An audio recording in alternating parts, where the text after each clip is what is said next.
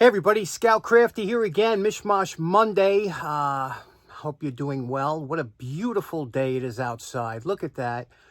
Puffy white clouds. You know how I love that. Absolutely gorgeous day. So we got a few things to do today down here.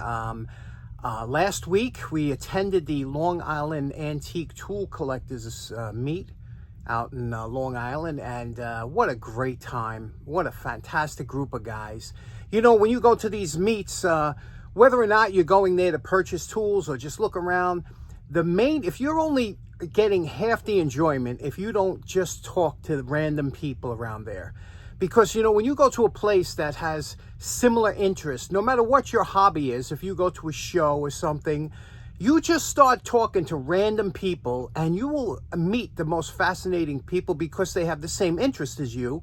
And it just sparks off so much great conversation and whatnot. And we had a fantastic time. I shot some footage of it. I picked up a few items. Some people gave some donation, you know, want to see things maybe featured on the show, whatever. Let's get right into it.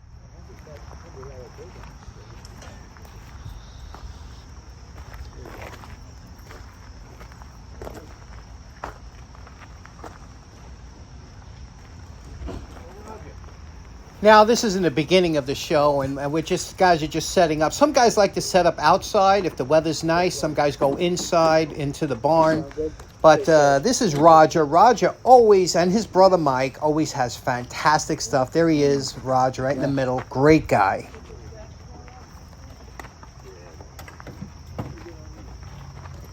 Hey, Jim.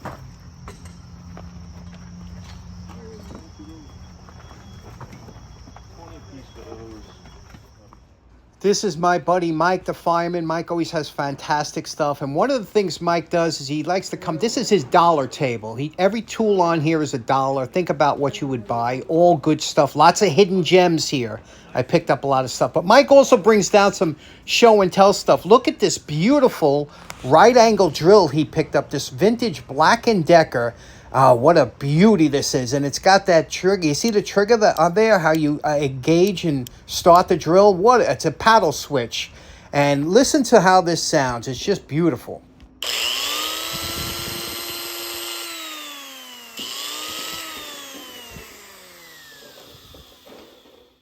This was such a beautiful Baldor high 3-phase motor. Absolutely fantastic. Now, this is Alex and his wife. Alex was a former machinist, and he has a bunch of different professions here that he used to do, but he always brings in interesting stuff. Look at this nice arbor press. Isn't that beautiful? But he always has interesting things, and he likes to bring in show and tell stuff. And when I heard that he does carvings on knives, I asked him to bring in a couple. He is a machinist, made this out of scrap metal. It's just a small block plane. Isn't that cool? But Alex, if you have never heard of knife filing, or this is jibbing, they call all different things, but they do decorative carving on the back of knives. You might have seen it on certain high-end knives or magazines, things like that. Well, Alex used to do that for fun, and he brought down a couple knives. Let me show you what some of the knives he did. Look at these beautiful examples of him just fooling around with some knives and a Dremel or a file and carving these out. Isn't that absolutely? He takes a regular knife. This is a Spyderco knife. He did all this engraving on there. So you could take a regular plain knife and just make it into something special. So I was so happy he brought them down to show me. I just wanted to share it with you because I just get a kick out of when people could take a plain, ordinary item and make it. He embedded all these cubic zirconia and stones and things like that. Crystal, I think they are. But he embedded all those, and just absolutely beautiful. Huh? Look at the work he did. And again, like I said, he did it just for fun, just fooling around when he's got some time, and he did it. Here's a butterfly knife. Here, I open it up on the next. There we go. You see he engraved the blade and things like that. Just absolutely breathtaking when you see it. And it's all done with just a Dremel, a file, and some extra time.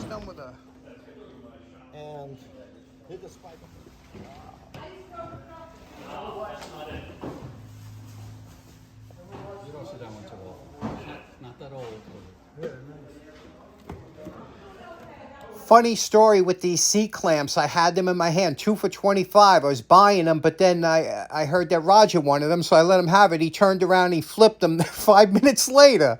I was like, I said, I would have gave you the money that you got for flipping them.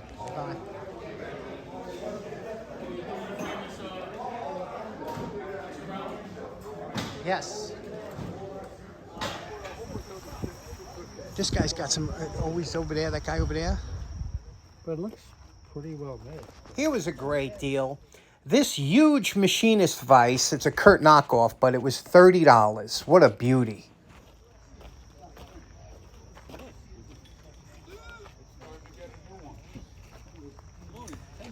Again, this is Roger's table now all set up with Mike next to him. That's his brother. The two checkered shirt, the Roger and Mike right there on the right. And the rest of the guys, we all have a good time just chatting about stuff we want to buy. Now, I must admit, I have stopped buying tools, but I did go a little crazy this time. And this is what I picked up. I just couldn't help myself. There are certain things, certain tools I just always like. For example, you see these here? These are drilling hammers made... You see the bell system? See, it says, can you see that bell system? And these are made for stamping and drill. And this was the actual stamp they used to use. Whenever you see on the telephone poles, they would stamp the number. This is the rotating stamp they would use. So, and again, it says bell system on there.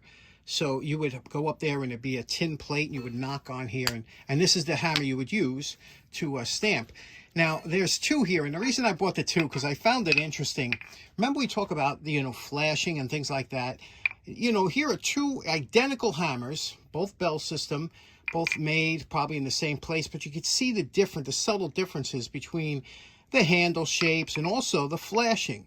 Now, this flashing is supposed to be ground off. They did a much better job here than they did here, you see? So it's always interesting. I always get a kick out of, you can see here, much better job. Here it was a quick, I always find it interesting when you see two of the same and you say, well, maybe one was done on a Monday, one was done on a Friday. And of course, I picked up another one of these, the Stanley Hexamatic. I do enjoy these. These actually do work. It's a universal for only for certain things, just needs a little bit of cleanup. And again, from Mike, I couldn't pass. He actually broke up a set to sell me. This is a Stanley 100 Plus. Stanley 100, these, we all talked about these. These are like unbelievable. When you get an old USA made Stanley 100 Plus, these are just beautiful. Love these, so I'll buy them all day long. And then I got from Roger, Mike's brother, look at this beautiful hexagon. You see that? Soldering iron. Now, depending on what wattage this is, depends on how much these things cost. If this is a 500 watter, man, they're expensive. But 250, they go about half. But depending on the wattage, these things, and this will clean up nice. Isn't that a nice unit? This I got from Mike's Dollar Table. I couldn't pass it. It's a cracked. It's lost its usefulness as a plane. However, I always want to make one of those cars. You ever see those cars that they make out of these with the wheels on it? I always want to do that. I said, and, I don't want to ruin a good one. So here you take one that is already, and look, somebody put a screw in here to try and fix the, to stop the crack. That's old-timey, huh? Next up, my good friend Bruce Gronton. He brought his A game down. He had a lot of good stuff this show. Anyway, Bruce, whenever he goes and he picks up bulbs, he picks up a couple bulbs. If he sees them, then he knows I collect them. These here are floodlights. We used to have these years ago, and now they've been replaced by LEDs, but these were the incandescent ones. They use 90 watts to power them up, but they do give a beautiful light. And here you have the three colors indicative of a traffic light here, but traffic lights use clear bulbs, but somebody might have had that set up for that. Over there we have a photography light, another one that uses, they're hungry, but they give a beautiful, powerful light for photographing, if you remember the old days with cameras. This here, some of you know what it is right away, some of you don't. Have you ever seen this before? This is a fish tank aquarium heater. This is submersible, and you would plug it in, and you just submerge into the tank, and there was a little rheostat on there, and you could keep the tank warm. And this has to be submerged in water for not to kind of burn out, but it would keep the tank at an elevated temperature so the fish doesn't freeze. So gave me a couple though, and this with the suction cup will go on the side. These are interesting, and they always do work good, don't they? Anyway, Bruce, thanks so much for that. These are great. Next up, a good friend of the show by the name of Kevin Coleman came in with this box. He says, this might be something fun for the show. And sure enough, this is a beautiful box. You remember we did the World War One, Mike's World War One box. Well, this one here is a World War II, but this one held the battery for the World War II Aldis. You can see here. Can you see there on there? It says Aldis signal lamp. Well, they're big in England, and overseas you could find a lot of those signal lamps. You don't see them too much on this side of the pond, but the Aldis lamps were used as signal lamps between ships and also on land.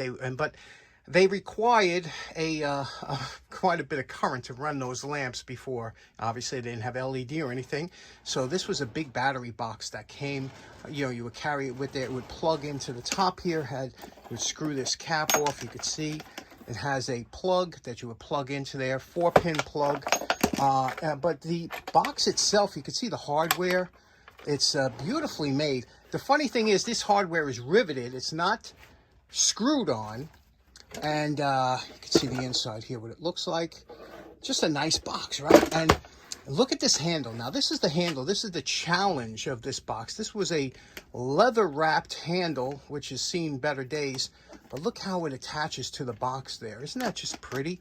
So this will make a nice... We'll be working on this soon. So thanks very much for that, Kevin. Now, the first item I bought was this beautiful Vulcan jack. And this is called a screw jack, and they call it that because you could see how the top will screw up and down, giving you the length. This also pivots. Big problem with these jacks, a lot of times they're left in the garages, things like that, and they tend to, especially the threads, tend to rust out. So the first thing you have to do when you pick up one of these or look at one of these jacks is to run the screw up and down to make sure it was, and this was heavily greased, so whoever had it knew what they were doing. And I'll give you a demonstration on how great these are.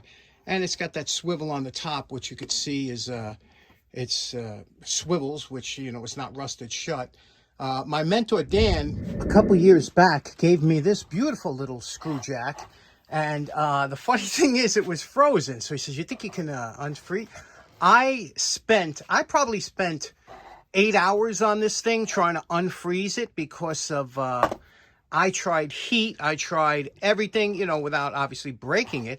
It's frozen. So it's now kind of a desktop paperweight, but I cannot get that unfrozen. I've tried everything, and you can see here, you can see part of the threads. Now you see you see that thread there? That's a screw thread. That pitch, that's not what you want to see in a screw jack. You want to see either an Acme or a square thread like you see in these jacks here. These are a little bit bigger, but you notice the jack, you notice they have a square or flat top. You don't want a screw with a pointy top pitch on there. See, this is made to not only support weight, but you see how nice and smooth this is, right? That's what you want to look for if ever you're going to buy one of these. If you see, even if it's a big jack and it's got a regular, a pointed pitch on there, that's not what you want. They're not a strong jack. Okay, next up, my good buddy Richie. You know him as Snap Ring Chronicles. Richie does all the ratchet teardowns on his channel. Rich gave me this knife. He says, here, maybe you like something like, know when I was Scouts. But this is a Girl Scout knife, and actually one of my favorites. I did one of these very early on my channel. I always love this color knife, and I love the scales. I love the setup and everything about it. You could see here, these were Cutmasters, and they were general purpose knives for the Scouts. And you could see here what the blades they have here. This is actually a can opener, and a very good can opener, and all screwdriver, but you can see it's a little worse. We're going to dump this in Evaporust, and that's what's so good about it. And that'll get in and out everything, and I'll show you what it looks like in 24 hours. Okay, this is 24 hours in Evaporust. Now, you're going to see it comes out, the blades come out black. Not only does it come out black, but this black, if it gets on your skin, it's hard to get off. But you can see here, it looks almost like it was blued, right? You say, wow, what happened to that? That's what it does with ferrous metals. It makes them black, but it leaves the nickel alone. As you can see, the nickel's clean. Now you wire brush it, but isn't that something? So don't be upset if it comes out of, even vinegar does the same thing, any kind of acid, but Evaporust is much safer. than the vinegar. So let's take it to the wire brush now, and I'll show you what that looks like. Now, when trying to clean up the inside of the knife, your good friend is anytime you have some old Scotch-Brite or something like that, you just roll it up here, you place it in here, and you go back and forth and clean it up like that. And also a wooden stick to push in. Steel wool is good. So you got to make sure steel wool can sometimes deteriorate and get little metal filings in there, but that's good for getting in real tight areas with a wooden stick to get in all that areas that you would normally have trouble getting in. And also the blades and things like that, the steel wool works really good for getting that black off after the wire brush, you know, to give it a nice sheen. It's also good for the steel. Just go back and forth like this, wipe it down, keep wiping it down, use the solvent of your choice, and then you could sharpen it. And we're calling this project done. Now, this was just a cleanup, but you can see how beautiful these, I've always liked these Girl Scout. I always liked the color. And I always like, you know, the blades, the way they are. This is just, I ran it under the belt sander real quick just to get out any of the pits that were there. Also sharpened it a little bit. Has a nice closure here. Here is your can opener. As you can see, this thing works fantastic. Over here is a bottle opener and screwdriver, and then you have an awl type unit here, blade. So it really looks nice. And what's really nice is when you look at the inside, that's the key. Whenever you're going to do a cleanup on a knife or something, you want the inside to reflect your time and effort. And here it is. Look at the inside of that, huh? Just beautiful. So that's what you want. Anyway, Rich, thanks so much. That's a beautiful knife, and I'll cherish it. Okay, so in closing, I don't know how long this video is. I'm sure I'll have to cut some stuff out. I tend to yap a little bit. Hope you have a great day. We'll see you again on Wednesday. I do got more stuff, and I'll show you then. Take care. Have a nice day, okay? Bye-bye.